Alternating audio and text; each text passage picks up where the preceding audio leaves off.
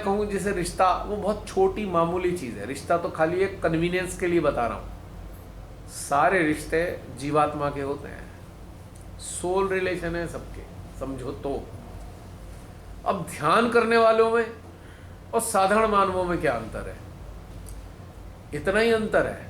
सांसारिक जो रिश्ते हैं वो भी सोल लेवल पे हैं, और जो आध्यात्मिक रूप से जानते हैं वो भी सोल लेवल पे हैं। अंतर क्या है कि साधारण मनुष्य ये तथ्य नहीं जान रहा, लेकिन जागृत इंसान ये तथ्य जान रहा है। किस चीज़ को? जो पहले से ही कायम है जो पहले से ही सत्य मौजूद है। ध्यान करने वाला बस उसे जान ही तो रहा है, और जो ध्यान से जुड़ा हुआ नहीं है बस वो नहीं जानता इस तथ्य। इतना ही तो अंतर है, पर ये तो खाली पहले से कायम है चीज़। ये है नहीं बात। इस धरती पे जितने भी मानव हैं उन सब के बीच में सोल रिलेशन है। अब अपनी सुविधा के हिसाब से हमने उस सोल के रिलेशन को एक डेजिग्नेशन दे दिया, एक नाम लगा दिया। पिता, पत्नी, माता, बहन, मित्र, एक हम पड़ोसी, कुलीग, बॉस, सबॉर्डिनेट, टीम, सब सोल के रिश्ते हैं बस। और जिसको ये तथ्य समझ में आ गया कि सारे रिश्ते मेरे चारों तरफ में सब सोल के हैं, तो फिर कोई गिला शिकवा नहीं है। मैंने कहा था ना कि भाई ऐसी जगह भी जा रहे हो जहां आप को संसारिक है, अगर आपकी चेतना की निगाह उनके अंदर बैठने वाले पे है तो फिर आपको कोई शिकायत नहीं है, फिर आपको कोई दिक्कत नहीं, और आप बोर भी नहीं होने के, क्योंकि आप तो वहां से ऊर्जा ले रहे हो ना जो उनके अंदर बैठा है। आप क्यों देख रहे हो बाहरी रूप से क्या कर रहा है? आप देखो अंदर कौन है इसके, तो फिर कोई समस्या नहीं है। हाँ, जो लोग इन तीन चीजों के खिलाफ जाते हैं उनके अंदर से वो चले जाते हैं, इसलिए उनसे संबंध खत्म करने के लिए कह रहा हूं। चले गए, गॉन, तो वहां क्या करोगे? वो तो शमशान है। शमशान में तो चिताएं जलती हैं, वहां घर तो नहीं बसते। शमशान में अगर किसी का घर है तो चिता जलाने में मदद करने वाले आचार्य का होता है बस, बाकी तो किसी का घर नहीं है वहां पे। नानक जी ने भी कहा था, जिसके हृदय में प्रभु का नाम नहीं वो शमशान है, उसे जला दो। मैंने सुनी थी एक वाणी।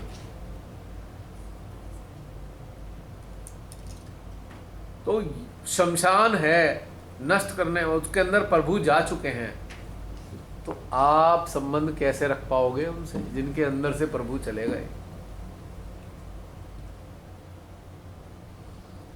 आश्चर्य होता है। जिनके अंदर प्रभु है ही नहीं वो प्राण प्रतिष्ठा कर रहे हैं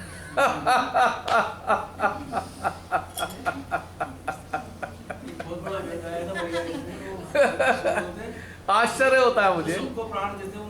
बस प्राण प्रतिष्ठा वही कर सकता है जिसके हृदय में प्रभु है।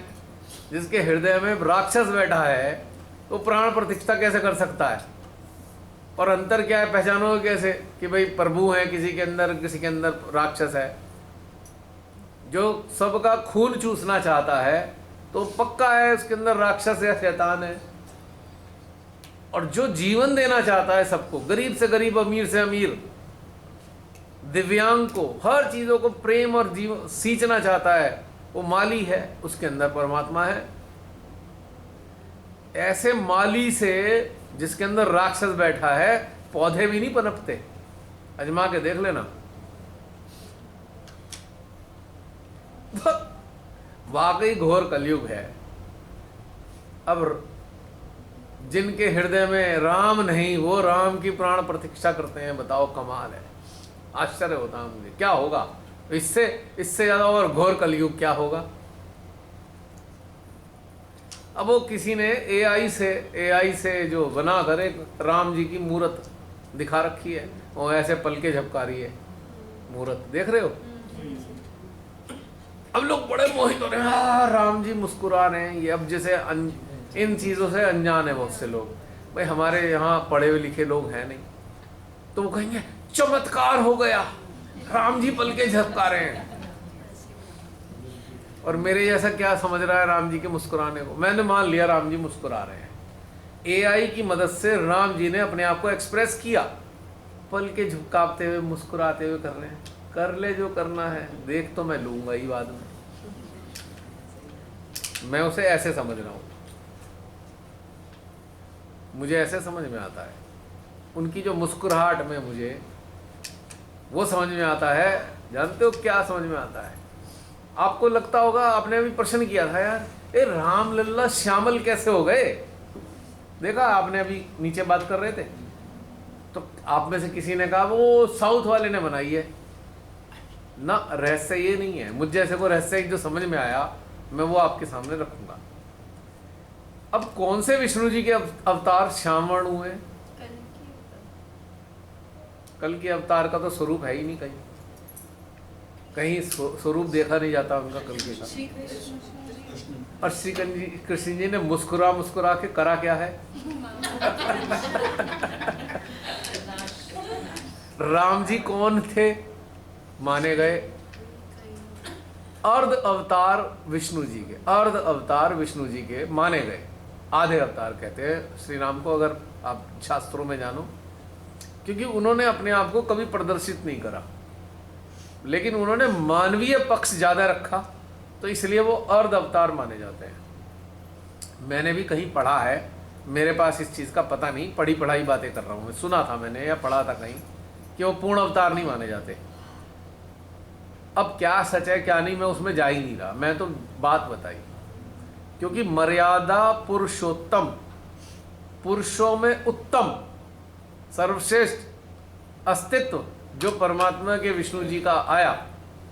अब विष्णु जी के अवतार हैं वो हमें नहीं पता, किसी ज्ञानी ने बताया वो विष्णु जी के अवतार हैं, हमें तो मालूम नहीं भाई। तो ये बात मेरी अपने अंदर से उतर के आ रही नहीं है, मैं सुनी हुई बातें को कह रहा हूं। पर एक बात तो श्री माता जी ने जो बताई वो प्रूव हो गई। श्री राम का स्वभाव क्या था? श्री राम ने अपने जीवन में क्या किया? मर्यादाओं का पालन किया। नहीं नहीं नहीं नहीं, किताबी बातें हैं ये। मर्यादाओं का कौन सी मर्यादाएं थी? जिन मर्यादाओं की आप बात कर रहे हो जरा उन्हें एक्सप्लेन करना।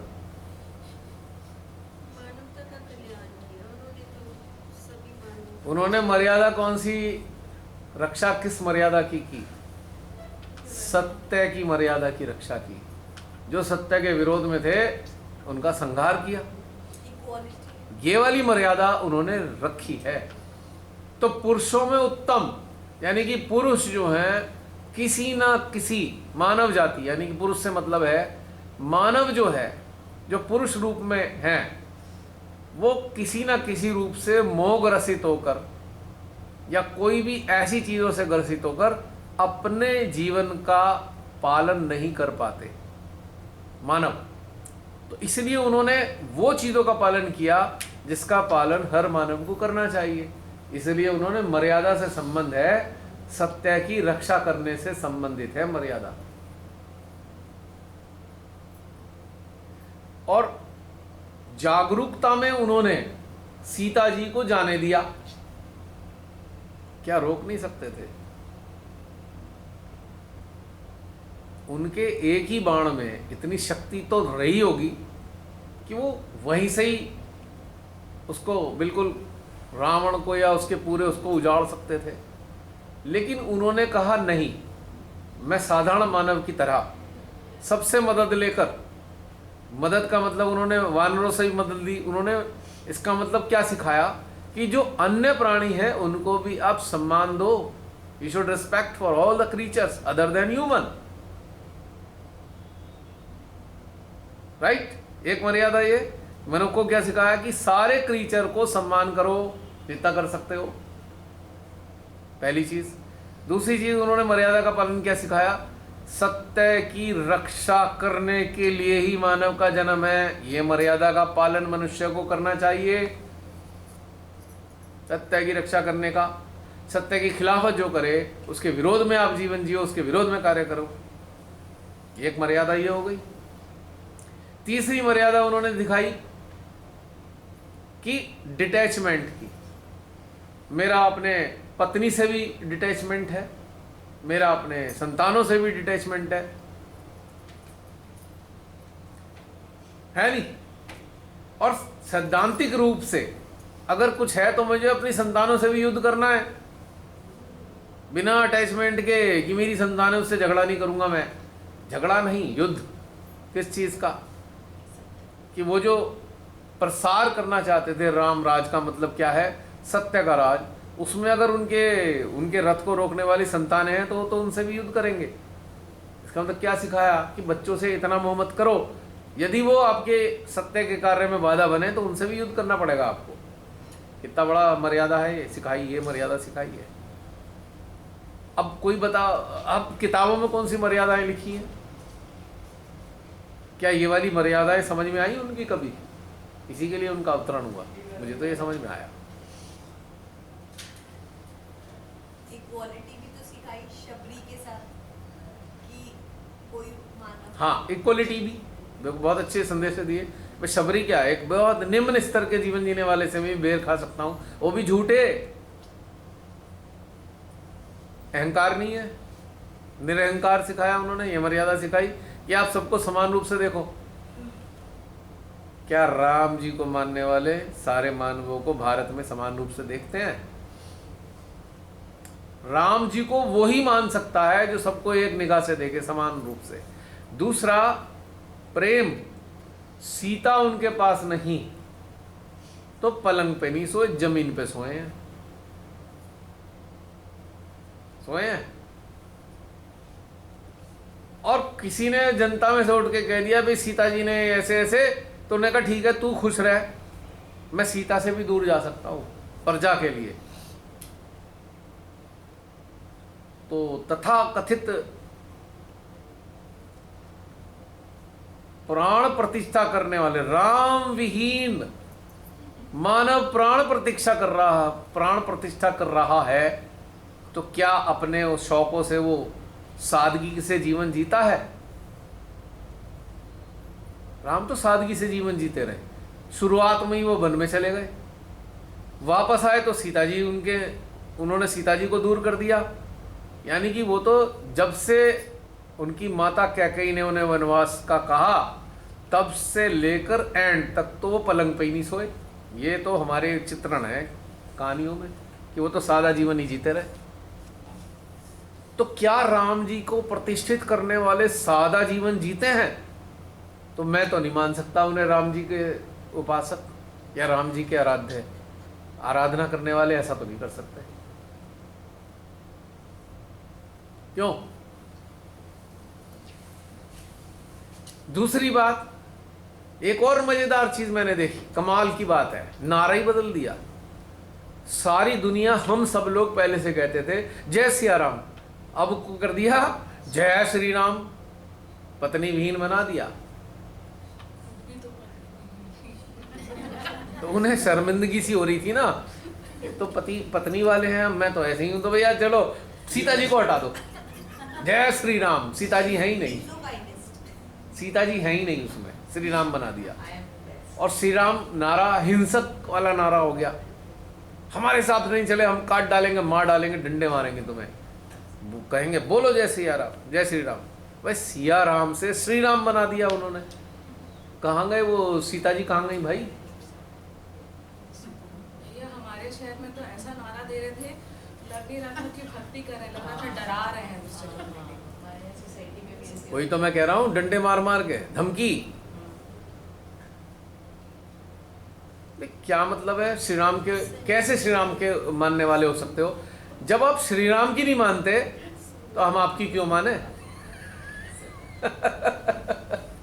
क्या समझे भाई? आप तो श्री राम की नहीं मानते तो हम आपकी कैसे मान लेंगे? सीधी सी बात है। आप श्री राम को मानने लगो, हम आपकी मानने लगेंगे। हमारा तो एक ही सीधी सीधी बात है। वरना वानर सेना आती होगी अभी संहार करने, इंतजार करो। और उनके साथ में, वानर सेना के साथ में सबका आशीर्वाद था, सारे बड़े बड़े देवताओं ने उनकी मदद करी, तो फिर क्या होगा? और वानर सेना कहाँ से आने वाली है? कोई कहेगा कहाँ से आएगी? इसी भारत में है, आएगी बाहर जब युद्ध शुरू होगा। तैयारी चल रही है, महसूस हो रहा है मुझे, मालूम नहीं मेरे को, मेरे हृदय से आ रहा है भाई वानर सेना तो आनी है। अगर लंका जलनी है तो वानर सेना भी आनी है। भैया ऐसा क्यों होता है कि जो इंसान अच्छे दिल का होता है, अच्छे स्वभाव का होता है, या उसके इंटेंशंस अच्छे होते हैं, अगर उससे कोई गलती हो जाती है तो कहीं ना कहीं उसको एकदम से पता चल जाता है कि हाँ ये मेरे से गलती हुई है। हाँ, और मतलब भगवान उसको एक तरीके से उसके साथ है, उसे ठीक कर रहा है। लेकिन ये लोग जो इतने खराब हैं, मतलब हर एक चीज के विरोधी हैं, मानवता के भी, प्रकृति के भी, राम जी और भगवान भी उन्हें देख रहा है। नहीं नहीं नहीं उन्हें देख कुछ नहीं है रहे, नहीं दे देख देख तो वो सबको रहे हैं। आपने कहा कि अंदर से पता लग जाता है, जिनके अंदर हो ही नहीं तो कहाँ से पता लगेगा। लेकिन परमात्मा को परमात्मा देख तो रहे हैं, विटनेस तो कर रहे हैं। अब एक बात बताओ, राक्षस बड़े बड़े अनुष्ठान करते थे ना अनुष्ठान, तो आप उन्हें क्या मानोगे, वो आध्यात्मिक थे राक्षस? अनुष्ठान किस लिए करते थे? और शक्ति मिल जाए। जब शक्ति मिल जाएगी और दूसरों पे शासन करेंगे। राक्षसों का काम यही तो है। वो तो शिव को भी प्रसन्न करते थे कि भाई इनसे वरदान ले लो, अब बाद में भोलेनाथ जी के पीछे पड़ जाओ, तुमने मुझे वरदान दे दिया, अब मैं तुम्हें ही नहीं छोड़ूंगा। करते हैं थी ऐसा, हमारी कितनी सारी कहानियां, माइथोलॉजिकल स्टोरी। भस्मासुर था, कितने सारे राक्षस हुए जिन्होंने भगवान को ही नष्ट करना चाहा वरदान लेने के बाद। मतलब वरदान भी भगवान से चाहिए और भगवान की ही खिलाफत करनी है। तो ऐसे असुर आज भी मौजूद हैं, बस अब इनके सींग बाहर से नहीं दिखाई देते, पर इनके कर्मों से इनके सींग दिखाई देते हैं। लेकिन वरदान से पहले भगवान ही को मालूम तो होगा ही ना कि ये बाद में कितना उत्पात मचाने वाले हैं। क्यों नहीं पता? विष्णु जी का काम क्या है? वरदान क्यों दे देते थे ये असुर? अब भोलेनाथ के दिए हुए सारे वरदान विष्णु ही तो निपटाते हैं। वह क्या महाराज, वह प्रभु, आप तो वरदान दे के छूट जाते हो, धरती की रक्षा मुझे करनी पड़ती है एंड में। वही तो फिर रास्ता निकालते हैं विष्णु जी। अब सोचो, राम जी ने अपना जो है, राम जी ने त्रेता युग में कार्य किया। सुनिए, राम जी ने त्रेता युग में कार्य किया, राक्षसों का संहार किया, और उसके बाद अब तक नहीं, एक मिनट सुनिए, बहुत इंपॉर्टेंट बात बता रहा हूँ, समझ जाएंगे आप। जो घटनाक्रम चल रहा है इससे आप आसानी से समझ जाएंगे। त्रेता में राम जी आए, जैसे इतिहास बताता है, कहानियां कहती हैं, और उन्होंने उस वक्त जो राक्षस राज था उसका समापन किया। जब राक्षसों का अत्याचार इतना बढ़ गया तो उन्हें अवतरित होना पड़ा। ठीक है, आज पूरे विश्व का हाल क्या है?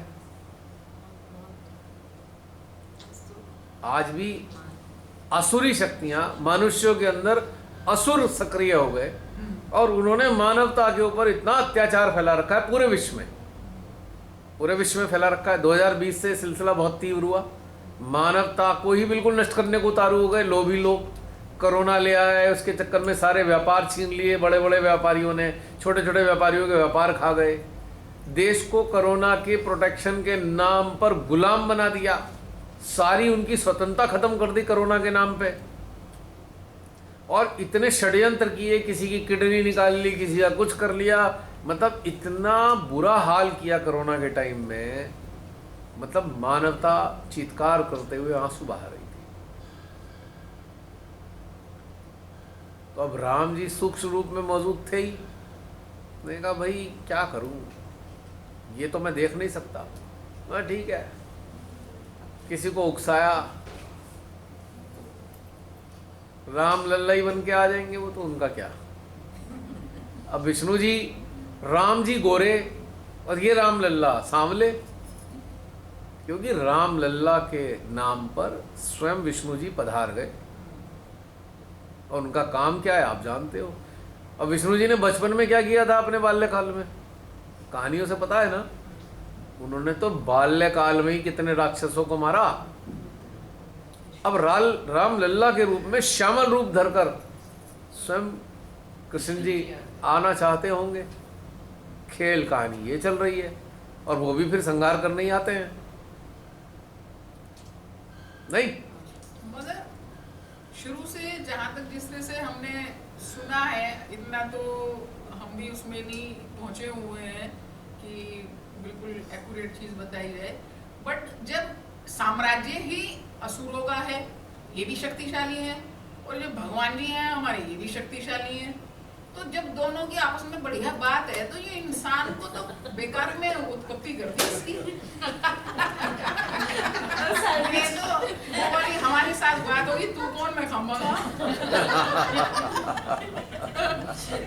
बहुत बढ़िया बात करी आपने। समस्या क्या है, पहले जो राक्षस होते थे वो मानव के रूप में नहीं थे, आज मानव के रूप में है, इसलिए झंझट है, इसलिए झंझट है। और इसीलिए इंसान मानव जो है इतना वीक है। इसलिए वीक है क्योंकि आसुर उसके आज्ञा पे कब्जा करके बैठा हुआ है, इसलिए वो कमजोर महसूस करता है, इसलिए वो गुलामी करता है।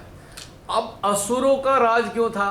क्योंकि असुरों को फॉलो करने वाले कितने लोग थे, तभी तो असुरों का राज था एक जमाने में। आज भी वही हाल है, आसुरी शक्तियों को फॉलो करने वाले कितने लोग ढेर लगे पड़े हैं। और राम जी के फॉलोवर तो नहीं हो सकते, और कृष्ण जी के फॉलोवर तो नहीं हो सकते। अब हर असुर ने अपने काल में अपने आप को भगवान सिद्ध कर दिया कि मेरी पूजा करो।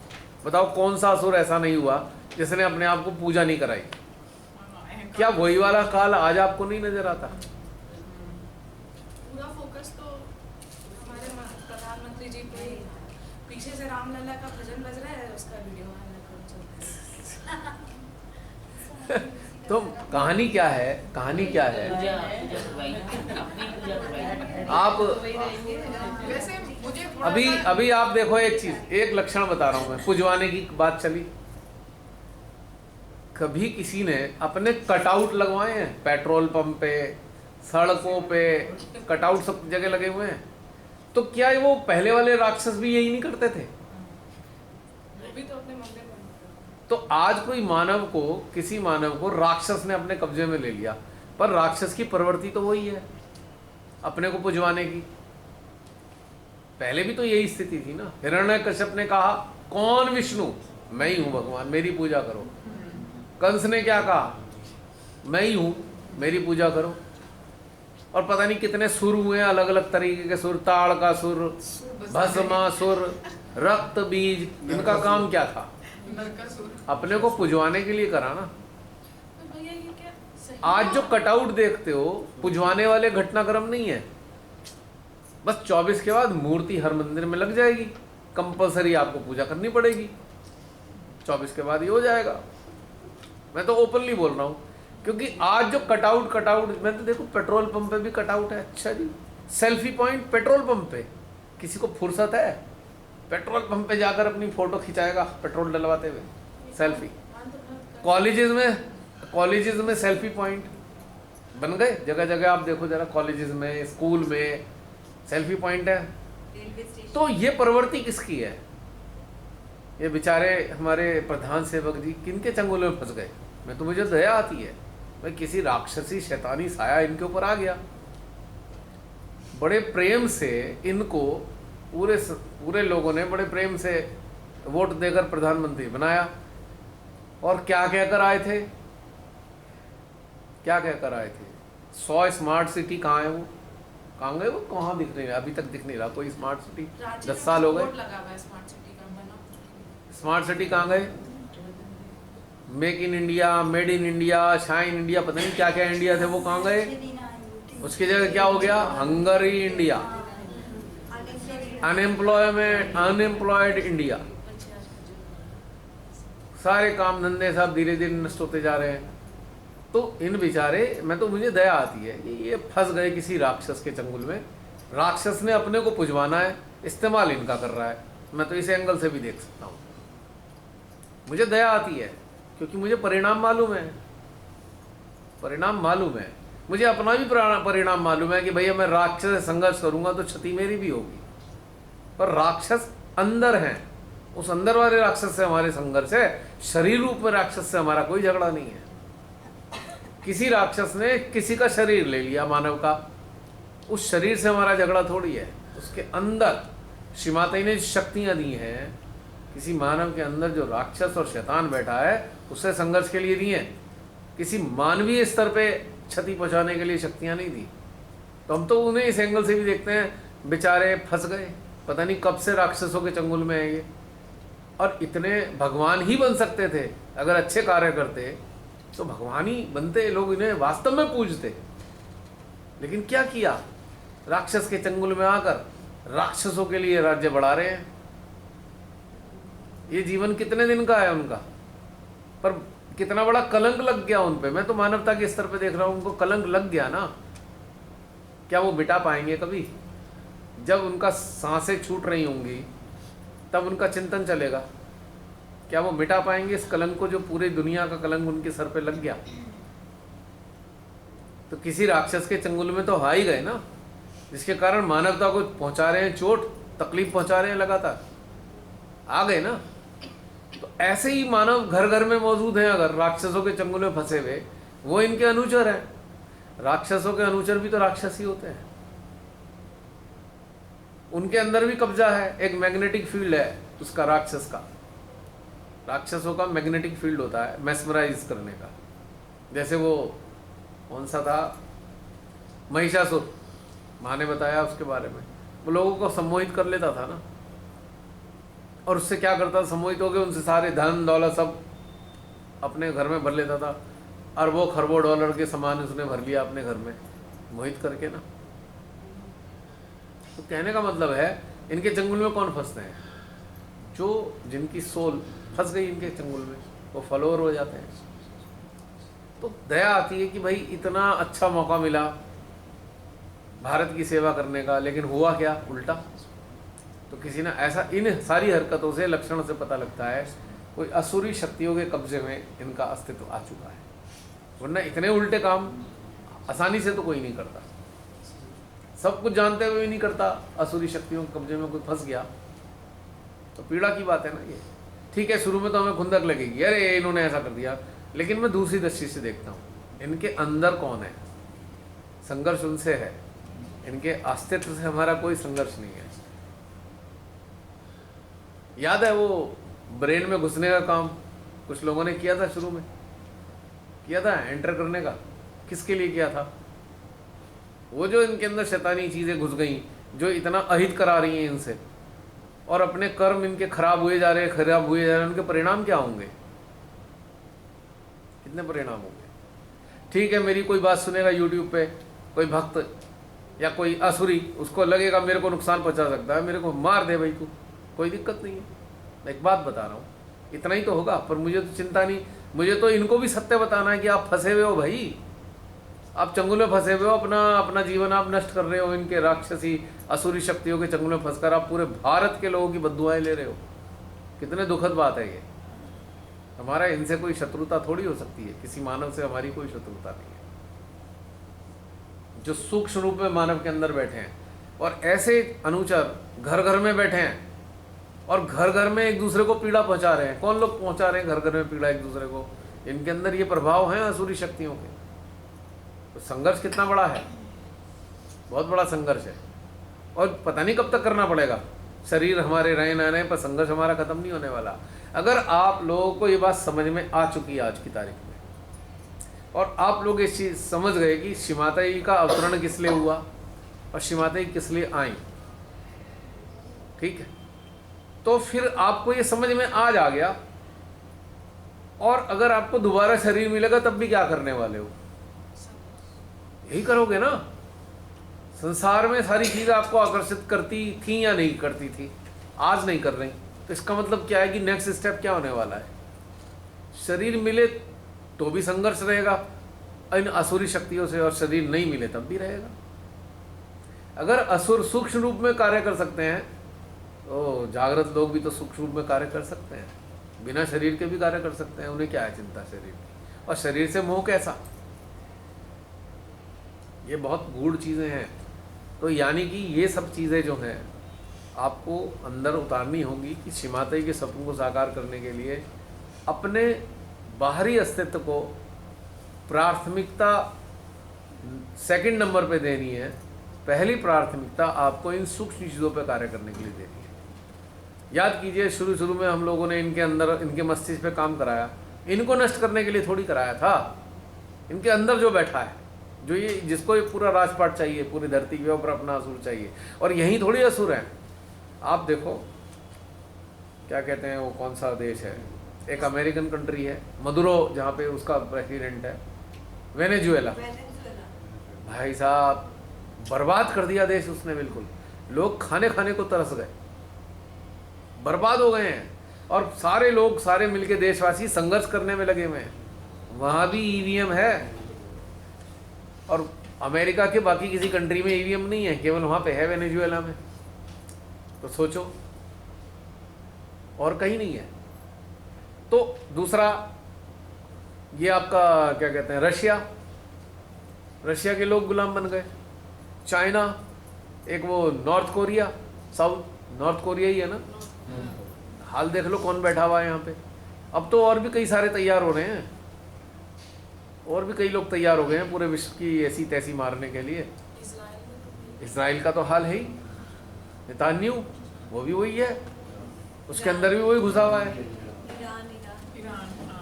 ईरान ईरान, जो ये सब इतने बड़े वायलेंस कर रहे हैं, ये कौन लोग हैं, इनके अंदर कौन घुसा हुआ है? तो यहाँ लड़ाई अंदर वालों से है, बाहर वालों से कोई लड़ाई नहीं है। ईश्वर की शक्तियाँ आसुरी शक्तियों से संघर्ष करती हैं, मानवों से संघर्ष नहीं करती। जो मानव इस बात को समझ नहीं पाते कि भाई तुम्हारे अंदर असुरों का प्रभाव है, उनके शरीर को इन्हें नष्ट करना पड़ता है, दैवी शक्तियों को मजबूरी है उनकी नष्ट करने की। ये देवी शक्तियां ही नष्ट करती हैं, हम और आप किसी को नष्ट नहीं कर सकते, देवी शक्तियां करती हैं हमेशा नष्ट।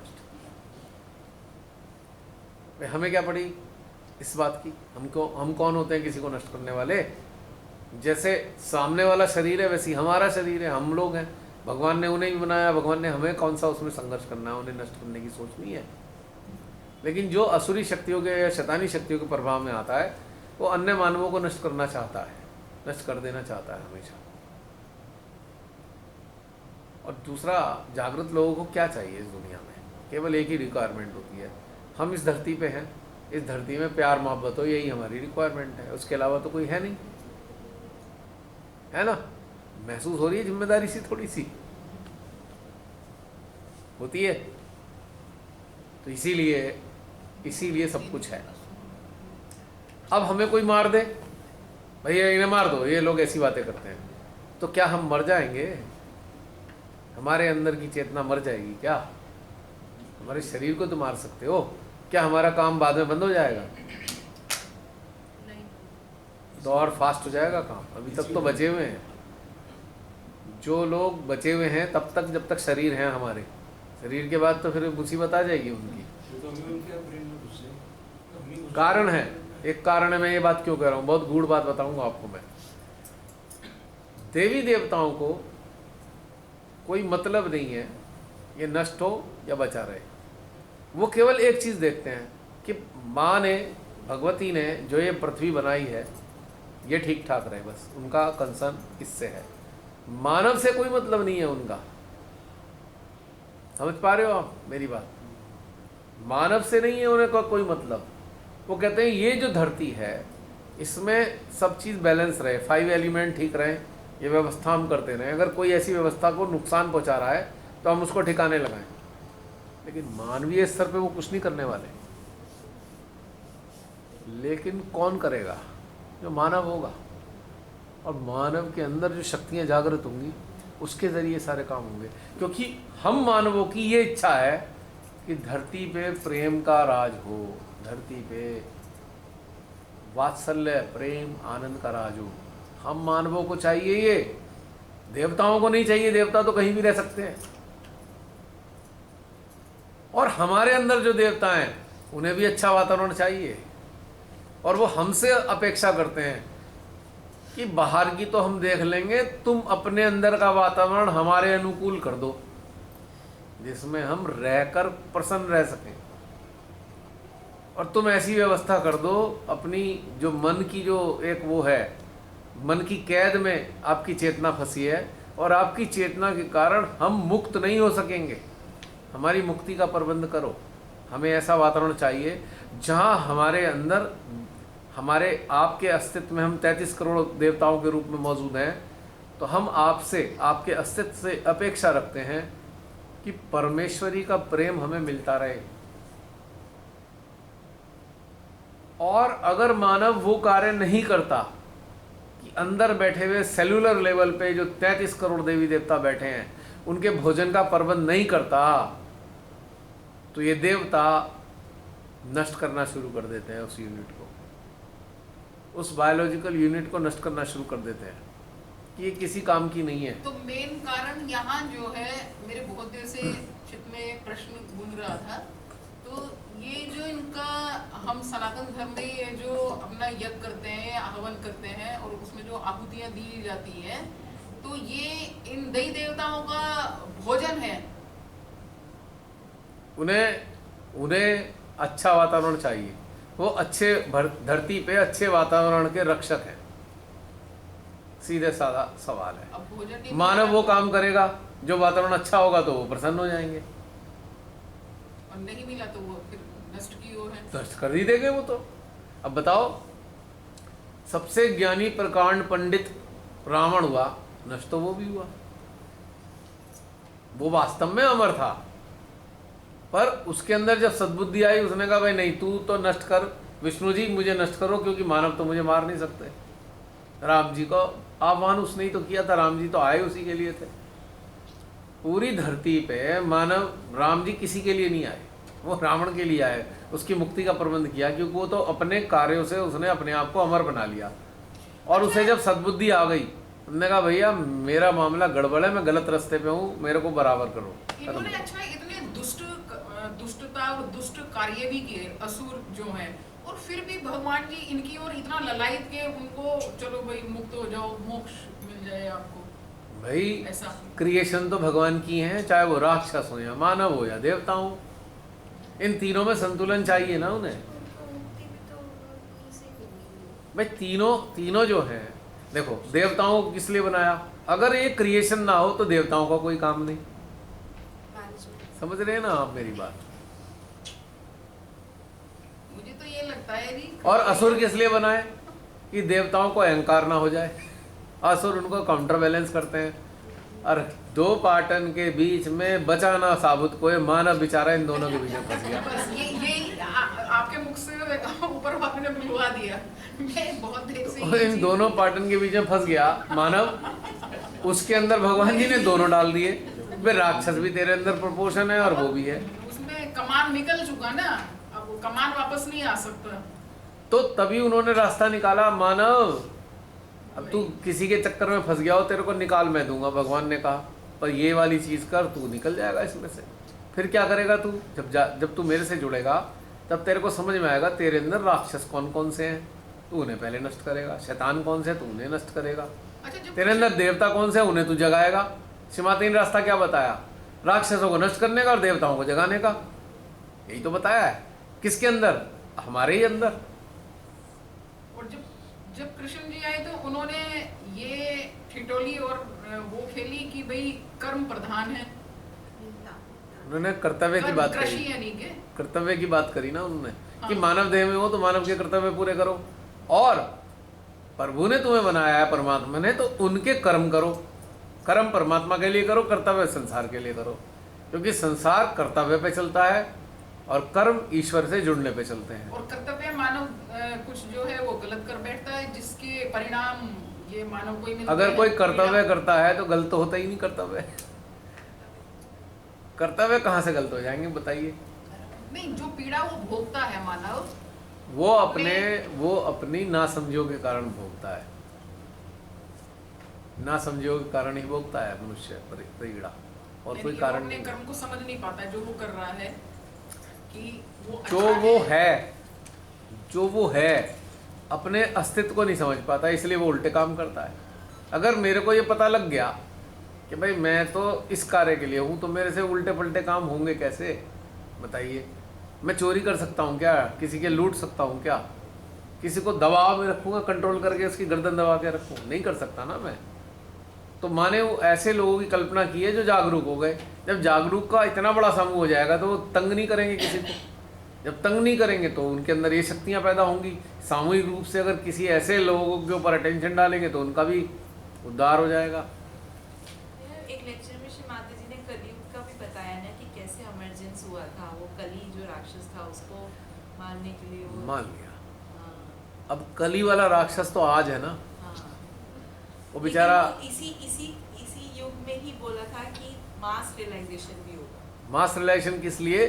ताकि मानव जागे और अपने अंदर के राक्षसों को मर्दन कर सके और देवताओं को जगा सके। उन्होंने कहा ना, चक्रों को जगाओ, देवताओं को जगाओ।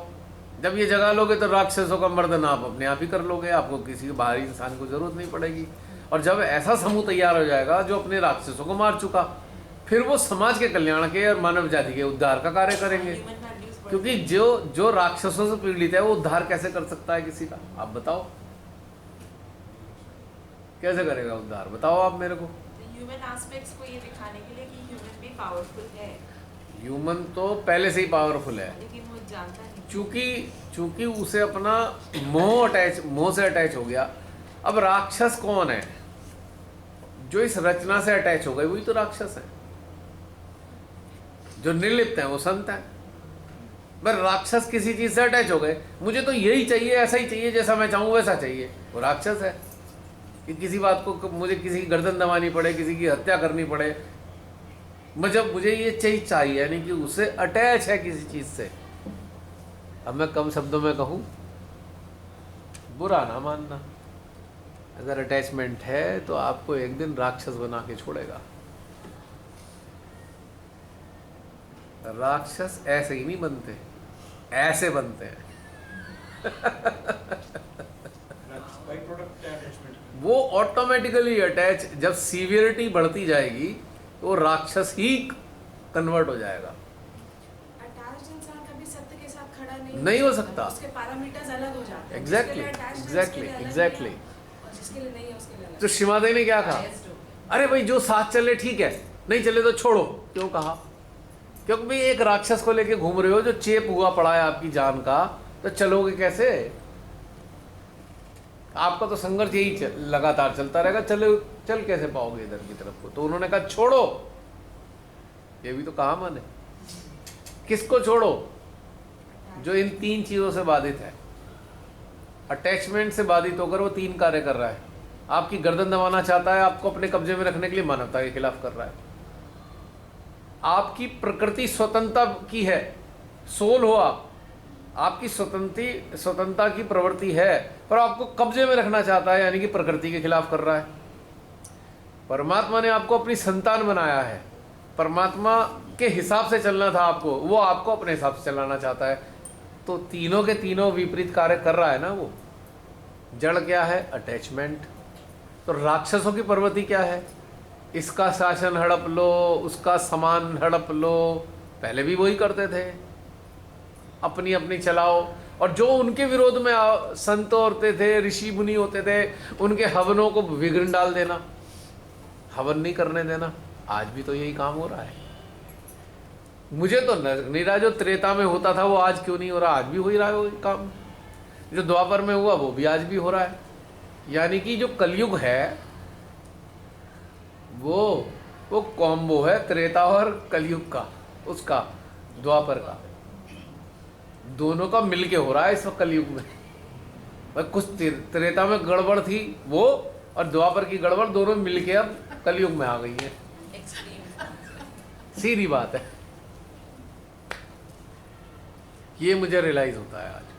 अब माँ ने कहा ठीक है, चलो भाई इतना बुरा हो चुका सृष्टि का, अब महादेव तो हो गए शुरू, मूड आ रहा है उनका तांडव करने का। मैंने कहा प्रभु रुको, मत करो तांडव, अभी रुक जाओ, नष्ट होने से बचा लो। मैं जरा अपने बच्चों को, प्रभु आपकी इच्छा से ही तो मैंने बनाई थी ये, ठीक है। बोले ये तो सब खराब है, नष्ट कर दूंगा मैं। क्या नहीं, रुको प्रभु, मैं अपने बच्चों को जानती हूँ, मैं प्यार से समझाती हूँ, अगर मेरी ना माने तो नष्ट कर देना। समझ लो मेरी बात, अगर मेरी ना माने तो नष्ट कर देना। तो माँ ने अवतरित हो गई, आदिशक्ति माँ पार्वती, माँ आदिशक्ति के रूप में, निर्मला माँ के रूप में। वो किस लिए आई? बच्चों को समझाने के लिए, बेटा वो शुरू होने वाला है तांडव, मान जाओ, कुछ नहीं मिलने वाला। अपने अहंकार वहंकार को उठा के तिजोरी में रख दो, भूल जाओ इसे। वो तिजोरी में रखा हुआ बरसों से जो सोना है, वो खुश हो रहे हो तुम इस पे, पर काम तो आज तक आया नहीं, वो कूड़ा है आपकी जिंदगी का, क्योंकि तो आपने इस्तेमाल तो किया नहीं। तिजोरियां भर रखी हैं और भरी हुई तिजोरी के कारण अहंकार से ग्रसित हो गए हो। पर तुमने जब जिस चीज़ का इस्तेमाल ही नहीं करा, तो आपके लिए तो अनुपयोगी चीज़ है। उपयोगी क्या है? जिसका आप इस्तेमाल करते हो। अनुपयोगी क्या है? जिसका कभी इस्तेमाल नहीं करते। तो उस कूड़े के चक्कर में अहंकार ग्रसित होकर अपने आप को नष्ट मत करो। वो डमरू उठा के चल दिए हैं, त्रिशूल और डमरू उठा के निकल लिए हैं भोलेनाथ जी, महादेव मैं आ गई हूँ, मुझे डर लगता है, मेरे बच्चे हैं नष्ट हो जाएंगे। डेली आ रहे हैं भूकंप। उसी दिन आ गया था, उस दिन भी आया था, उसी दिन आ गया था, ऐतिहासिक दिन। अब समझ में आया वो एआई के जरिए राम जी मुस्कुरा क्यों रहे थे। राम लल्ला कर ले अपनी, बाद में तो देख लेंगे। हैं? घना श्याना बन रहा। और वो जिस भी कलाकार को उन्होंने प्रेरणा दी, राम लल्ला को बड़े मुस्कुराते हुए बनाया है। तो मुस्कुरा तो हम लोगों पे रहे हैं, ऐसे लोगों को जो राक्षसों के साथ खड़े हैं। और ये स्वभाव सारा कृष्ण जी का है। खतरे वाली बात ये है। तो यानी कि श्री कल्कि कौन है? श्री कल्कि कौन है? वहाँ जानते हो, श्री कल्कि कॉम्बो है। राम जी और कृष्ण जी का कॉम्बो है श्री कल्कि। ये समझ लेना। तो ये जो चीज, ये जो दिखाते हैं ना, मुस्कुरा रहे हैं लोग, तो मोहित हो रहे हैं, पर वो खतरे की घंटी नजर आ रही है मुझे उनकी मुस्कुराहट में। क्योंकि वो दिखाया ना बहुत सारे उसमें, भैया कोई बात हुई, बड़ा देवताओं में बड़ी खलबली मची, नारद जी आए, प्रभु प्रभु देखो ये हो रहा है। विष्णु जी मुस्कुराए तो नारद जी समझ गए बेटा खतरे की घंटी है। अब तो विष्णु जी का मुस्कुराना तो खतरे की घंटी से कम मत समझना। और हमेशा से यही हुआ है। और सभी सेंटर्स में भी उस दिन ये आयोजन किया गया। सभी अब सोच लो ये किसके फॉलोअर हैं, सोच लो, आप खुद ही सोच लो। अब आपको पता है ना, परमेश्वरी को ये बात पता थी, परमेश्वरी को ये बात पता थी कि कुछ इस स्टिकर के पीछे, इस चद्दर के पीछे कुछ राक्षस भी हैं। उन्हें उजागर कैसे करती बताओ? सबसे पहले सारी चीजें बंद कराई उन्होंने कोरोना के नाम पे, सब बंद हो गया। बंद हो गया मतलब वो जो राक्षस बैठकर संस्थाओं में अपने शासन चला रहे थे, उनका शासन 2 साल के लिए बंद। 2 साल के लिए बंद क्यों किया? जो नादान साधक साधिका गुलामी में लगे हुए थे, मजबूर होकर अपने अंदर उतरना पड़ा उन्हें, क्योंकि अब जा तो कहीं सकते नहीं। और जब वो अंदर उतरने लगे अपने, तब उन्हें रहस्य समझ में आया। कुछ लोगों को समझ में आ गया रहस्य कि भाई कुछ नहीं है, अंदर ही उतर जाओ, बस वही कुछ है। और जिनको नहीं समझ में आया वो आज भी वहीं गुलामी में लग गए। तो छांट दिया ना श्री माता जी ने। और उन गुलामी में जो लगे हुए हैं उन लोगों ने क्या किया? अभी जो आपने बताया, आयोजन किया। अब किसी मूर्ख ने तो ये भी लिख दिया, मैंने उस पर कमेंट भी किया कि राम लल्ला ना, श्री माता जी अब राम लल्ला के रूप में आ गई। पागल हुए हो? जब श्री माता जी ने आपको कहा ये अंतिम अवतार है, तो और उसके बाद तो मेरे पुत्र ने आना है, श्री कल्कि ने, जो मेरे पुत्र होंगे, 10वां अवतार श्री विष्णु जी का, तो वो क्यों रामलल्ला के रूप में आ गई? भाई तुम मूर्ख हो क्या? पागल हो? ऐसी मूर्खतापूर्ण बात, मैंने यही लिखा, ये मूर्खतापूर्ण बातें करने के लिए फोरम नहीं है, ऐसी बातें मत लिखो ये पागलपने की। एक जी ने डाल दिया कि श्री माता जी रामलल्ला के रूप में आ गई। अरे कमाल है, न बता देती हमें मैं आ रही हूं रामलल्ला के रूप में, नहीं तो बताया उन्होंने। अब जो ज्यादा ज्ञानी ध्यानी सहजी हैं, जरा चित्त वित्त डाल के देख लो, वाइब्रेशन ही चेक कर लो, लेफ्ट राइट करने वालों जरा वाइब्रेशन चेक करो कि रामलल्ला के रूप में श्री माता जी आ गई क्या? करो चेक। वो भी वाइब्रेशंस भी अपने हिसाब से ही चेक करते हैं।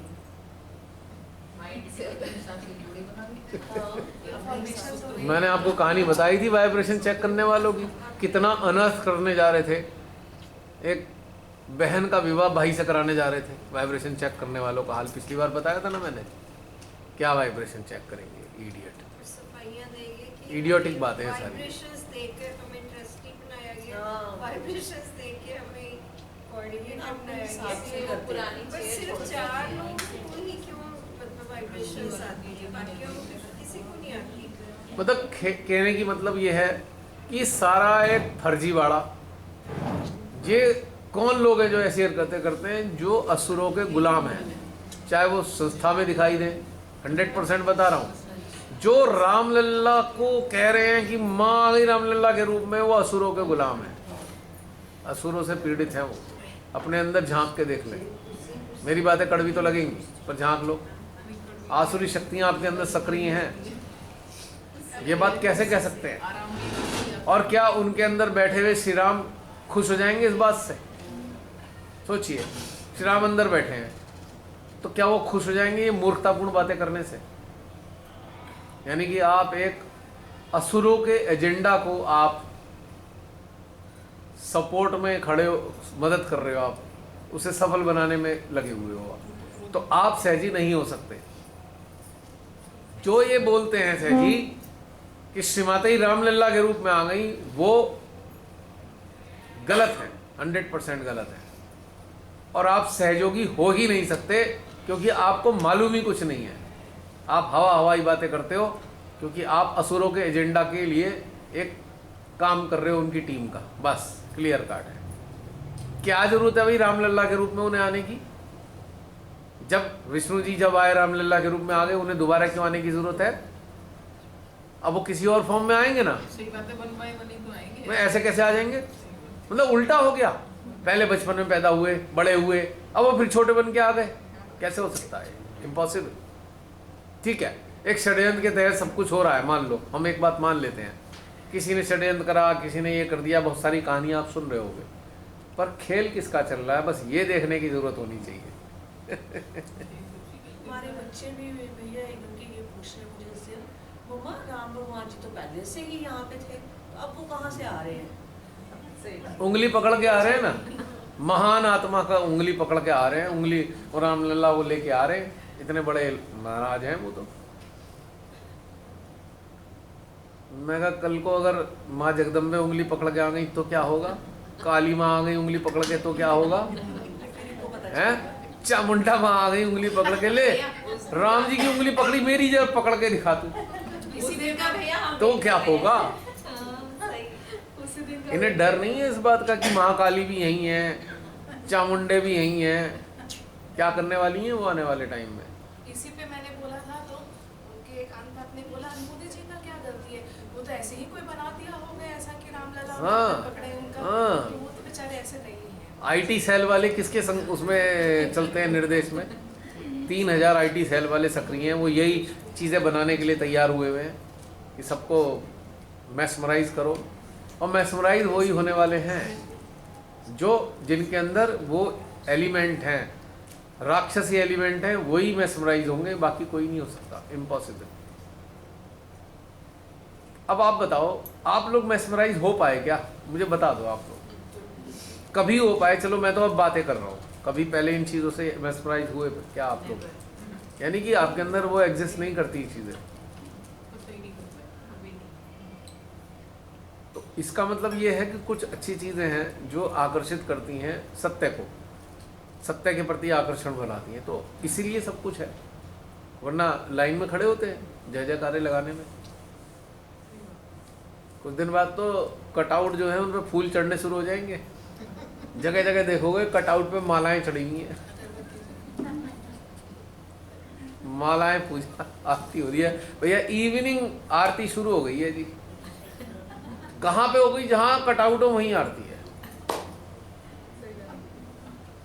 नहीं, एक काम दे दिया उन्होंने सबको कि लगे रहो हिलने से। ये सारी बातें जो हैं समझने की ज़रूरत है कि आज स्थिति कितनी बुरी है, कितनी बुरी स्थिति है। आप देखो, मुझे किसी नेता वेता से लेना देना कभी रहा नहीं। सरकारें कोई आई गई, हमें क्या लेना देना, हमने तो किसी का झंडा उठाया नहीं आज तक, ना कभी ज़िंदगी में उठाने वाले। हमारे हाथ में श्री माता जी ने एक ही झंडा दिया है, जागृति का, और वो हमेशा रहेगा, हर जन्म में रहेगा। माँ की अपनी मर्जी से जन्म हुआ, अपनी मर्जी से तो लेने वाले हैं नहीं कभी। वो कहेंगी बेटा जान लेना है जन्म तो ले लेंगे, वरना तो नहीं लेने की, क्लियर बात है अपनी मर्जी से, क्योंकि बिना जन्म के भी काम चल जाएगा, उम्मीद करता हूँ ऐसा। आप सब लोग बिना जन्म के भी काम चला लेंगे और बड़ा कंफर्टेबल फील करेंगे, झंझट है जन्म में, इस पेट के लिए बड़े बड़े काम करने पड़ेंगे। छोड़ो, जब ये शरीर नहीं तो पेट का लफड़ा भी खत्म हो गया, जब पेट का लफड़ा खत्म हो गया तो गुलामी भी खत्म। किसकी स्लेवरी करेंगे? फिर किसी परिवार में जन्म लेंगे, फिर कोई हम पे शासन करेगा, तो क्या फायदा लेके? लगेगा नहीं ऐसा। कोई जन्म ले सकते हैं दोबारा जागरूक होने के बाद, लेकिन सूक्ष्म रूप में ब्रह्मांड में उपस्थित होंगे, जहां जरूरत होगी जाएंगे। क्या बन के जाएंगे? Higgs boson. पता है क्या नाम है हिग्स बोसोन? God's particle. कुछ दिन पहले खोज की थी ना, ऐसे अंश जिनमें भार रहित अंश, जिनकी गति तीव्रतम गति है, बहुत द्रुत गति से चलते हैं, बाहर रहित हैं, यानी कि धरा की किसी चीज का वजन उनके ऊपर नहीं है, इतने लाइट है वो। आप ही शरीर छोड़ने के बाद हिग्स बोसोन के रूप में कन्वर्ट होने वाले हैं, गॉड्स पार्टिकल। अभी भी गॉड्स पार्टिकल हैं, पर तब ये भार जो है स्थूलता का भार नहीं होगा। बाहर रहितता क्यों निकाली उन्होंने? कि स्थूलता नहीं है उनके अंदर कोई भी। भार किस चीज से आता है? स्थूलता से। स्थूलता तो है नहीं। स्थूलता कहाँ से? शरीर 5 एलिमेंट से बना हुआ एक कंसोलिडेटेड फॉर्म, ये स्थूलता है, ये भार है। दूसरी चीज संस्कार, कंडीशनिंग, ये बड़े बड़े भार हैं। और जब आप जागृत हो जाते हैं तो कंडीशनिंग रूपी भार आपके अंदर नहीं रहता, तो आपकी स्थूलता भी लाइट वेट हो जाती है, लाइट हो जाते हैं आप स्थूल रूप में भी। स्थूल हैं पर लाइट है। और जब इसका भी त्याग कर देंगे तो आप गॉड्स पार्टिकल में कन्वर्ट हो जाएंगे। और गॉड्स पार्टिकल क्या करते हैं? जहां आवश्यकता होती है वहां पहुंच जाते हैं, उस जगह को बैलेंस करने के लिए, उस जगह को हार्मोनाइज करने के लिए। गॉड्स पार्टिकल को किसी को कहने की जरूरत नहीं पड़ती, उन्हें कोई कमांड नहीं देता वहां पहुंचो, वो स्वतः ही उनके अंदर ये चीज है, एम्बेडेड है कि हमें कहां जाना है। गॉड्स पार्टिकल देवी देवता नहीं होते, याद रखना इस बात को। देवी देवता ड्यूटी पर अपनी आज भी हैं। गॉड्स पार्टिकल कौन है? जागृत लोग हैं। उनको किसी से पूछना नहीं है कहां जाना है, जहां जरूरत होगी इस धरती पे वहां पहुंच जाएंगे, इस कॉस्मोस में वहां पहुंच जाएंगे हार्मोनाइज करने के लिए। क्योंकि हर कॉस्मोस के एरिया में कोई ना कोई किसी ना किसी फॉर्म की लाइफ है। लाइफ है तो वहां गति है, गति है तो लाइफ है, और अगर लाइफ है तो गॉड्स पार्टिकल की वहां जरूरत है, कभी कहीं है। तो गॉड पार्टिकल की स्पीड शायद प्रकाश की गति से भी ज्यादा तीव्र हो सकती है, द्रुतगामी, तत्क्षण पहुंचने वाले। तो आप लोग गॉड्स पार्टिकल में कन्वर्ट होने वाले हैं कब? जब संसारिकता का बोझा आपके ऊपर नहीं होगा। संसारिकता का बोझा यानी कि चिपक। संसारिकता है, संसार में है, लेकिन संसारिकता नहीं है। संसार में आनंद के साथ जीवन जी रहे हो, पर संसारिकता से चिपके हुए नहीं हो, तो गॉड पार्टिकल के रूप में आप कन्वर्ट हो जाते हो। योगिनी बहन कहाँ से शुरू हुई थी, कहाँ पहुंची? अब क्या करें, अंदर से आप ही की बातों पे कुछ ना कुछ आता है आप लोगों की। मेरे पास तो अपना कुछ है नहीं बताने के लिए। तो चली थी परिवार के सदस्य जो रोकते हैं, तो समझ लीजिए परिवार के सदस्यों अगर आपके परिवार का सदस्य शिमातई से जुड़ा हुआ है, ध्यान से जुड़ा हुआ है और सच्चे रूप में जुड़ा हुआ है, मेहरबानी करके बाधा ना बने, ताकि आपका जीवन सुचारू रूप से चलता रहे। क्योंकि जो वास्तविक रूप से ध्यान से जुड़ गया वो एंटाइटल्ड हो गया है गॉड्स पार्टिकल में कन्वर्ट होने के लिए, एंटाइटल्ड हो गया है। और जब वो गॉड पार्टिकल्स के लिए एंटाइटल्ड हो गए हैं तो गौरवान्वित महसूस करें कि एक ऐसा इंसान आपके परिवार में है जो एंटाइटल्ड हो गया है। और जो एंटाइटल्ड हैं वो भी इस जिम्मेदारी को निभाएं कि भाई नहीं, अब हमारे संपर्क के लोग इस तथ्य को शायद सूक्ष्म रूप से ना समझें, लेकिन हमको बाह्य रूप से इस शरीर से बंधे जो कर्तव्य हैं वो पूरे करने हैं। ये शरीर चूंकि हमारा नहीं है, अब हम इस पे अपना शासन ना चलाएं और हम इस शरीर को रेस्ट्रिक्ट ना करें कि अपने पारिवारिक सदस्यों की सेवा करने के लिए रेस्ट्रिक्ट ना करें। ये बहुत इंपॉर्टेंट है, क्योंकि आप रेस्ट्रिक्ट किस लिए करते हो? कोई इमोशनल प्रॉब्लम है और इमोशनल प्रॉब्लम के कारण कोई ना कोई आज्ञा चक्र का झगड़ा है, आज्ञा चक्र के लेवल का। तो भाई अब अगर आप एंटाइटल्ड हो गॉड पार्टिकल में कन्वर्ट होने के लिए, तो आज्ञा चक्र कहाँ से आ गया बीच में? क्योंकि आज्ञा चक्र का बाहर लेकर, वजन लेकर आप कैसे गॉड्स पार्टिकल में कन्वर्ट हो पाएंगे? भार है ना ये। तो आज्ञा चक्र में जो चलता है वो आपका वजन बढ़ा रहा है, आपकी चेतना के ऊपर भार बढ़ाया जा रहा है। छोड़ दो इसको, कुछ नहीं रखा इस चलने में अंदर वाली चीजों में। और धीरे धीरे करके आपको लगेगा आप तो लाइट हो गए हो। तो आपको भी अपने बाह्य कर्तव्य निभाने हैं, उनको उनसे विमुख नहीं होना। क्योंकि विमुख होके कौन से अवतार ने अपने बाहरी कर्तव्य नहीं निभाए? बताइए। कोई अवतार देवताओं का, कोई अवतार भगवान का, कोई अवतार मानव का, कोई अवतार सद्गुरुओं का ऐसा हुआ है जिसने अपने दैहिक कर्तव्य ना निभाए हो अपने शरीर से जुड़े हुए? जो सद्गुरु हैं उन्होंने निभाए हैं। जो संत बनना चाहते हैं, संत गुरु बनने की प्रक्रिया में लगे हैं, जागरूक होने की, वो जरूर विमुख होते हैं। वो ऐसा सोचते हैं कि संसारिकता को छोड़ देंगे तो हमें भगवान मिल जाएंगे। बहुत भारी भ्रम है ये, इट्स ए ब्लंडर। संसारिकता यानी कि संसार छोड़ना, सॉरी संसारिकता की बात नहीं कर रहा मैं, संसार छोड़कर आप भाग कर कहीं जाते हो जंगल में, ये बहुत बड़ा भ्रम है। आपको संसार के बीच में रहते ही संसारिकता की चिपक छोड़नी है, संसार का त्याग नहीं करना। और जितने भी सद्गुरु हुए हैं उन्होंने अपने कर्तव्य पूरे निभाए हैं, अवतारों ने भी निभाए हैं। कौन सा अवतार ऐसा था जिसने अपने कर्तव्य पालन नहीं किए? अभी श्री कृष्ण जी ने भी गैया चराई, राम जी ने भी बहुत कुछ किया अपने जीवन में। इवन जीसस भी कोई काम करते थे पत्थर का, लकड़ी का, इतिहास बताता है ये। और मोहम्मद साहब ने तो बने ही थे, गडरिये बन के आए थे वो। तो देखिए श्री कृष्ण जी चरावे बने और वो गडरिये बने, समानता कितनी है। कोई सदगुरु ऐसा है जो कर्तव्य विमुख होकर चला हो? वैवाहिक भी थे वो सभी लोग, उन्होंने जिम्मेदारी निभाई, विवाह भी किए जाए था सभी लोगों ने। साईनाथ जी को छोड़ दो अगर, लेकिन उन्होंने संसार के जीवों की सेवा नहीं करी। साईनाथ जी ने करी ना।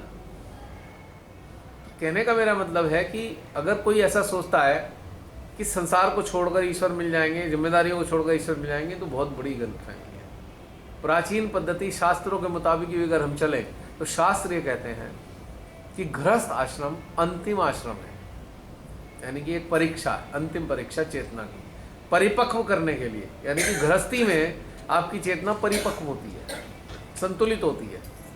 और गृहस्थी का त्याग करने से क्या है? असंतुलन पैदा होता है।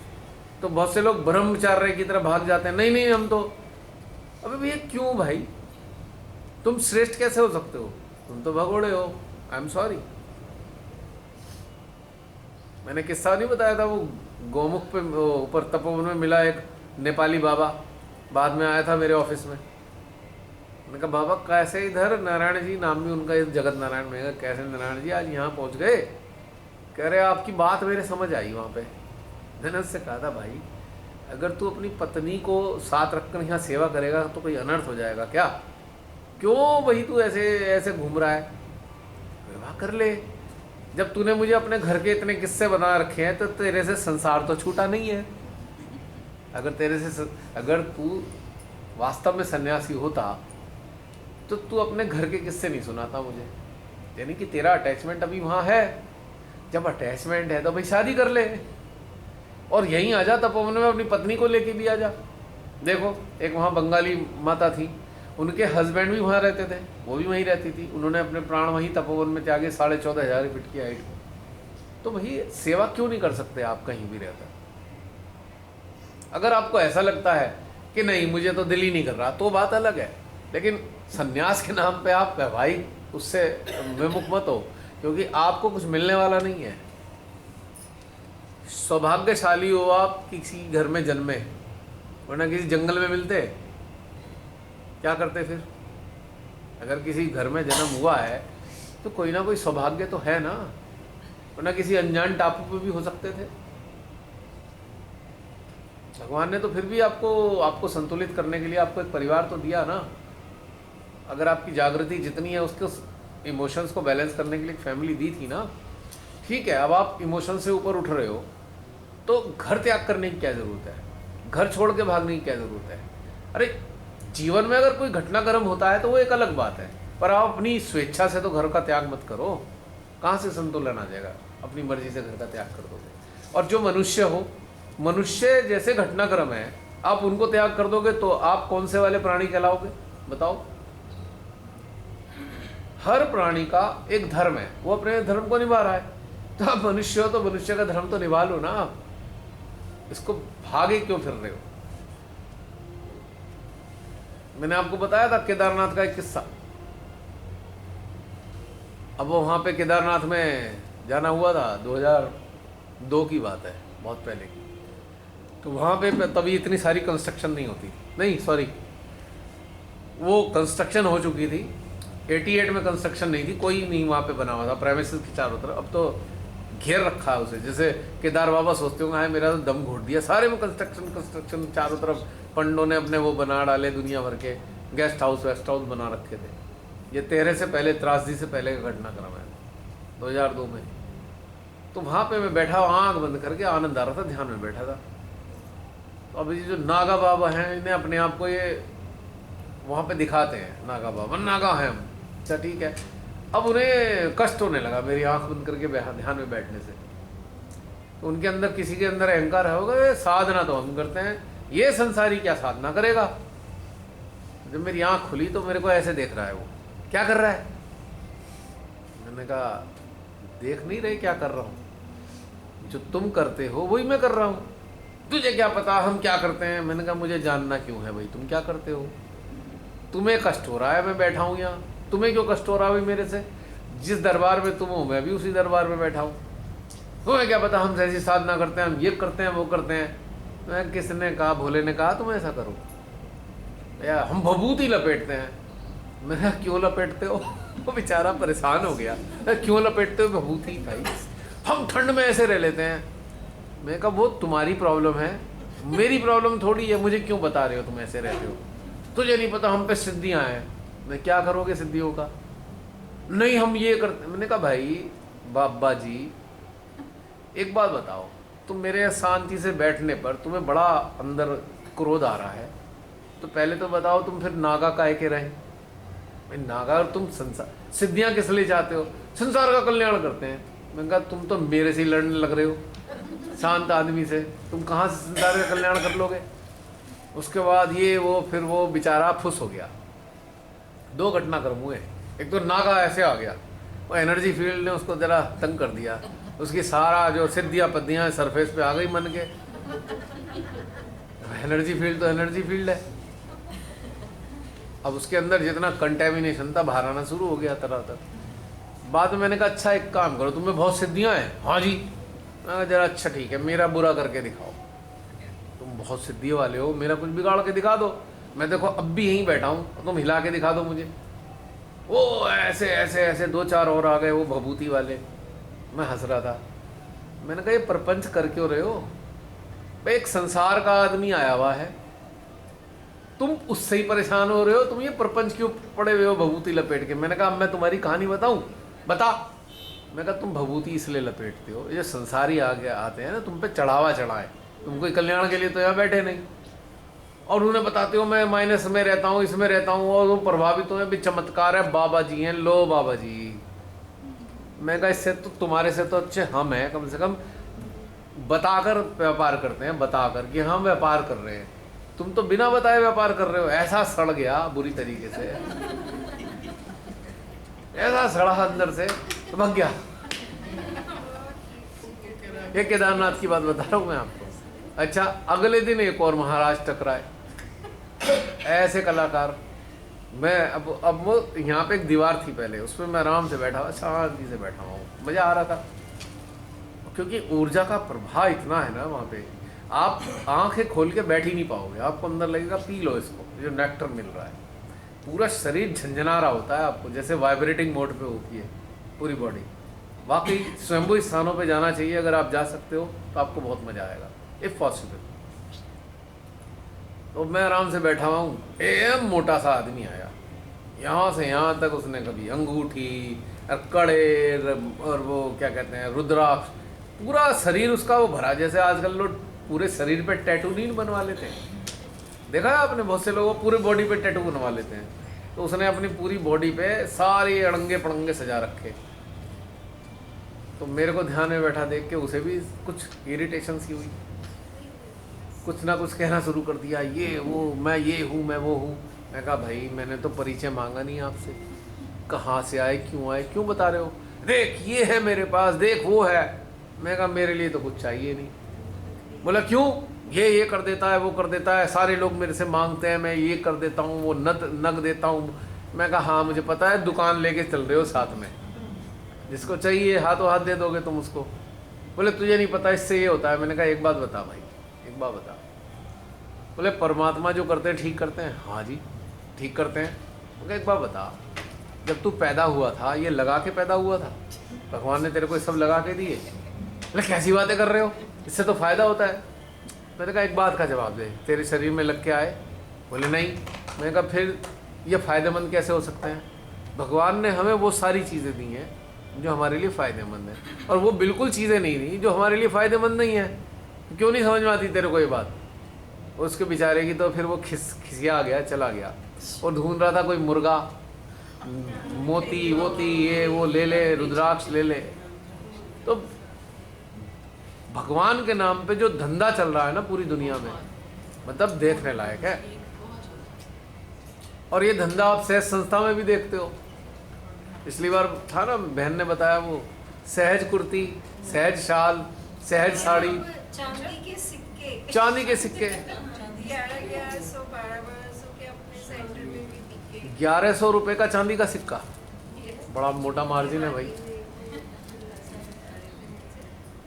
तो कहने का मतलब है भगवान के नाम पे धंधा चल रहा है, तो उससे क्या मिलने वाला है आपको? और भैया आपको पता है ना कि एक जो सिंगर है दीपक सिंह, गाजियाबाद वाले। हाँ कर्मचारियों का धंधा खत्म करके ये लोग खुद लगाने लगे। हैं? उनका धंधा खत्म कर दिया, खुद लगाने लगे। बेचारे वो जैसे तैसे अपनी रोटी चला रहे थे, उनका भी धंधा खा गए। आप शुरू कर दिया। बताओ भैया रे, देखो कितना लालच करके स्टेज पे जा रहे हैं। दिल्ली में भी तो भैया नटराज भैया है, वो आजकल आ रहे हैं कि वो कितना वोकल हो गए हैं कि कोऑर्डिनेटर्स पहले रोटेशन में होते थे हर साल, अब तो कहते हैं कि एक बंदा आता है वो सीट पकड़ के बैठ जाता है, जाता ही नहीं है और अपना वो करते हैं। मतलब तो ऐसे कहो ना कि ये सारे कोऑर्डिनेटर मोदी जी हो गए हैं, हाँ। वो जाना ही नहीं चाहते सीट से। ये हो गया, हटाते भी तो नहीं है ना, हट ही नहीं रहे, वो तो पकड़ के बैठ गए। अभी ये सब तो भाई हटाने वाले तो लोग हैं, हटाना चाहेंगे 2 मिनट में उठा के बाहर डाल देंगे। चलो, जो हटाना नहीं चाहते इसलिए वो हट नहीं रहे। लोग हटाना चाहेंगे 2 मिनट में हटा के बाहर कर देंगे। भाई कौन हो भाई तुम, हटो। और ज़रूरत किसकी क्यों है, मुझे समझ में नहीं आता। नीड क्या है? एक समिति बनाओ 8-10 जनों की, सारे मिलके उसे ठीक कराओ। देखो मैं क्लियर बता रहा हूँ, एक कमेटी होनी चाहिए, कोई एक व्यक्ति नहीं होना चाहिए। बस अपनी अपनी 8-10 जनों की 8-10 प्रकार की जिम्मेदारियाँ होती हैं। एक वो अल्टार को सजाने की जिम्मेदारी किसी और को दे दो, दरी बिछाने की जिम्मेदारी, उसको सारी व्यवस्था करने की जिम्मेदारी किसी और को दे दो, जो उसके अंदर बिल्डिंग है उसके अंदर मेंटेनेंस करने की जिम्मेदारी किसी और को दे दो।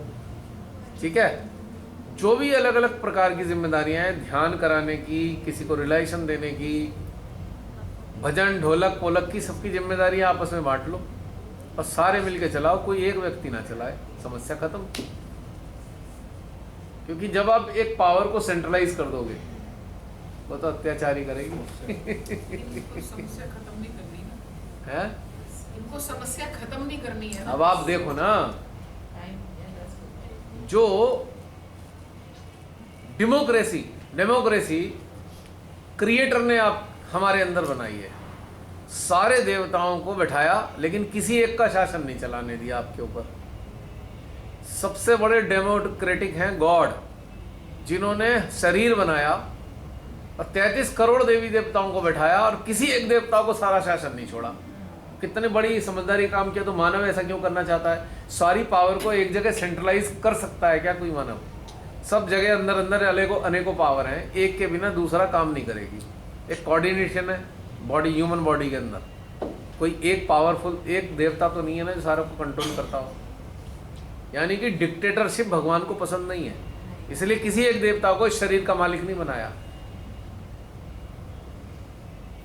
33 करोड़ सेल्स को इस शरीर को सौंपा है, 33 करोड़ सेल्स के रूप में देवताओं को बैठाया और इस शरीर को सुचारू रूप से चलाने के लिए 33 करोड़ देवी देवता चलाते हैं।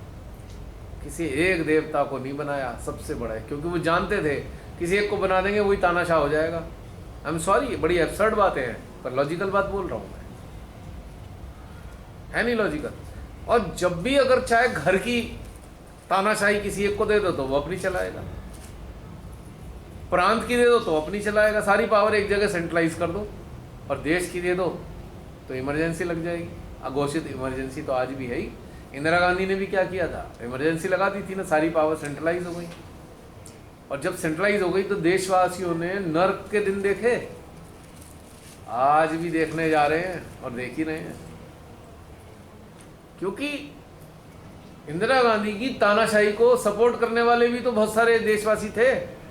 ऐसा थोड़ी था कि पहले देशवासी नहीं थे उसको सपोर्ट करने वाले, लेकिन कर दिया ना काम। ऐसी शरीर में अगर कोई एक देवता बैठा देते कि बस यही चलाएगा, सारी शक्तियां इसके पास हैं, तो क्या होता, जरा कल्पना करके देखिए। तो सबसे बड़े रक्षक डेमोक्रेसी के खुद क्रिएटर है, रचनाकार, इन्होंने सबका महत्व अपनी अपनी जगह रखकर हमें दिया शरीर बनाकर। जरा आश्चर्य की बात देखो, ये देवी देवता इतने बड़े बड़े शक्तिशाली देवता हमारे अंदर बैठा के किसी एक को सारी शक्ति नहीं दी, और 33 करोड़ से देवताओं से बने शरीर का मालिक मनुष्य कैसे हो सकता है इसको चलाने के लिए? और वो सबके शरीरों को चलाने के लिए कोई मालिक बन सकता है क्या कि सारा मैं ही चलाऊंगा सारे शरीर? हो नहीं सकता ना, इम्पॉसिबल है। Just relax. ये सारी शक्तियां सक्रिय होकर ऐसे मानव को नष्ट कर देती हैं जो ये सारी चीजें पैदा करता है। अब हम जैसे मानव, हमारे अंदर इन नकारात्मक चीजों के प्रति इतना आक्रोश क्यों है? क्योंकि हमारे साथ में वो शक्तियां जुड़ी हैं जो ये चाहती नहीं है।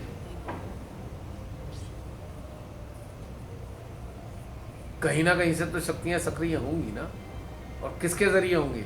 अगर राक्षसी शक्तियां मनुष्यों के द्वारा सक्रिय हो सकती हैं तो दैवी शक्तियां भी तो मनुष्यों के द्वारा हो सकती हैं। इसीलिए तो शिव माता जी आई हैं। राक्षस राज बढ़ रहा है, मानवों के भीतर में जागृत करूं देवी देवताओं की शक्तियां, और मानव की चेतना और चित्त के माध्यम से वो शक्तियां सक्रिय हो जाएंगी तो ये राक्षस राज नष्ट हो जाएगा। किसी को तलवार नहीं चलानी, किसी को बंदूक नहीं चलानी, कुछ नहीं करना। आपकी जागृति चेतना की ही वो सब कुछ कर देगी, ऑटोमेटिकली कर देगी। है नहीं बात? क्या टाइम हो गया? हाँ, 9:30 का टाइम देता डिनर के लिए। हो गया? हाँ, 10 बज रहे हैं। अच्छा कोई बात नहीं, आ गए। पूरे 10 बजे 10 बस आज का सेशन संपन्न होता है। कल सुबह फिर मिलेंगे, उम्मीद करते हैं अगर यहाँ पर 5 बजे आ जाए, होपफुली, राइट। जय श्री माता जी। अरे एक बात और लास्ट में बोलता हूँ, YouTube पे देखने वाले साधक साधिकाओं के घर वालों, आपसे मेरा निवेदन है इस बात का, अच्छी तरह समझें। जो ये बातें आप समझ पा रहे हो उन्हें अच्छे से समझो, वरना फिर शिकायत मत करना कि हमारे जीवन में इतनी मुसीबतें क्यों आ रही हैं। क्योंकि अगर आप सदमार्ग पे चलने वालों को बाधा बनोगे तो जो 33 करोड़ शक्तियां आपके शरीर में बैठी हैं ये विद्रोह कर देंगी, आपके शरीर के अंगों को नष्ट करना शुरू कर देंगी। क्लियर कट है बात। क्रिएटर के इच्छा के अगेंस्ट जाओगे तो यही देवता शक्तियां जो आपको सपोर्ट कर रहे हैं, जो देवी देवता आपको स्वस्थ रखे हुए हैं, ये आपको नष्ट करना शुरू कर देंगे। Decaying process will start in the form of degenerative system. हम जैसे लोगों पे कोई दिक्कत नहीं है, हम तो पहले से तैयार बैठे हैं बेओरिया बिस्तर बांध के, कैसे भी ले लो भाई। ये संसार में जो हाल है मज़ा नहीं आता, लेकिन हकीकत में जितने भी अपने आप संसारिकता के मोह से ग्रसित हो, रमे हुए हो, और उस कारण से आप साधक साधिकाओं को रोक रहे हो, परेशान कर रहे हो, टॉर्चर कर रहे हो, प्रताड़ित कर रहे हो, सतर्क हो जाओ। किसी भी बड़े अस्पताल में जाने का नंबर आने वाला है, क्लियर कट बिल्कुल।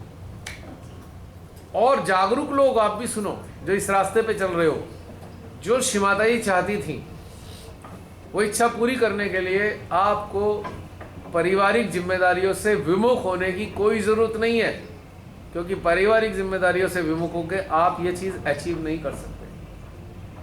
आपको ज़रूरत ही नहीं है इस चीज़ के करने के लिए। तालमेल डेवलप करो, अपने अपने अहंकार को त्याग कर प्यार से तालमेल डेवलप करो और एक बहुत अच्छा एटमॉस्फेयर तैयार करो, क्योंकि वो करना आप ही के हाथ में है, ये भगवान के हाथ में नहीं। इसी के साथ जय श्री माता जी। अच्छा, आज डिनर जो है वो रोड नंबर 2 पे मोरा रेस्टोरेंट के अंदर